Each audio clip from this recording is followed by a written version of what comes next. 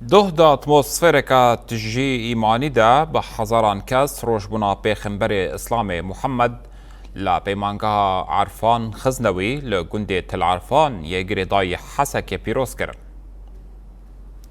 Di vê merasîmê de bi dehan mêvan ji bajêr û herêmên cudayên Sûriyayê di nav de Heleb, Homs, Hema, Idlib û Qam ji amade bûn. Di merasîmê de çalakiyên olî û stranên dînî hatin pêşkêşkirin û serdana an jî serdana Pêxemberê Islamê Muhemed û peymana wî ya ku li ser rehmet, evîn, aştî û biratiyê hatiye avakirin hat bibîranîn.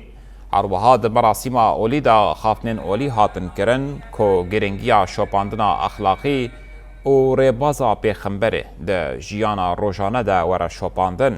مراسیما جدایک بونه به دعایان داوی بو. الحمد لله في هاتنا بقى عالم مقلكي جي كيف خوشن لو رامد بينم بجعفي خوا كرد وعرب جن ومير بشوكو مزن تفد جفيانة شبو حسكنا بيخبر عليه الصلاة والسلام وكنت بينن جي بفعاليات ماجي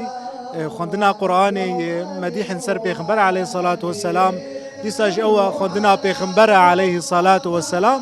وخندنا جي سر صفات وشمائل بيخبر عليه الصلاة والسلام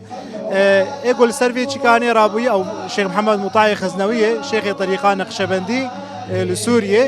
والدنيا تفيده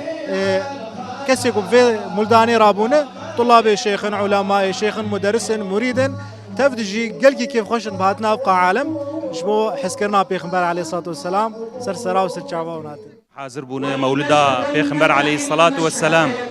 ام حاضر بونه بكيف وشاهي ايورو اف ملت اف مسلمان تمام هاتنا حاضر بونه زيدي 15000 كس والمولد رودنين بقنصر وانجي جن هاتنا تمام حاضر بونه لسر سفراء مولدا پیغمبر عليه الصلاة والسلام ايجو بفي مولد رابويه شيخ محمد مطاعي خزنوي قدس سره اوجي 1600 طلاب هن الجموي وخندكارن قرآن سيرتا بيخمبر عليه الصلاة والسلام وان دعلمينا تشاوا قد ناف خلكيده اخلاقي خوش بلا بكن تمام خلكي جوهاتنا حم باجاري ايجول سورينا